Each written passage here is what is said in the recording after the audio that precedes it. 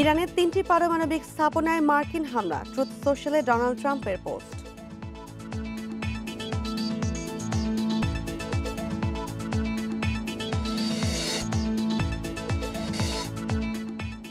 Budget পাশ হচ্ছে আজ, কিছু ক্ষেত্রে আসতে পারে পরিবর্তন। উপদেষ্টা পরিষদে অনুমোদনের পর জারি হবে গেজেট।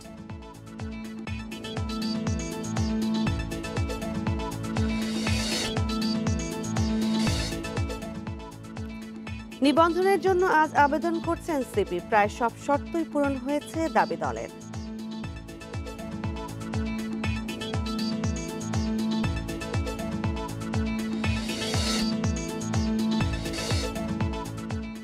কমিউনিস্ট পার্টির আমন্ত্রণে চীন সফরে যাচ্ছেন বিএনপি নেতারা, কূটনৈতিক সম্পর্ক আরও জোরদারের আশা।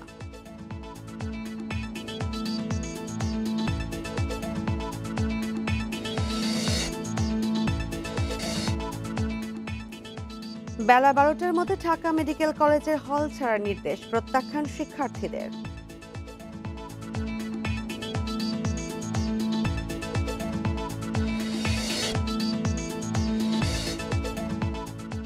নারায়ণগঞ্জের বন্দরে অটো স্ট্যান্ড নিয়ে সংঘর্ষে ছুরিকাঘাতে 2 জন নিহত, পরিস্থিতি নিয়ন্ত্রণে এনেছে সেনাবাহিনী, পুলিশ।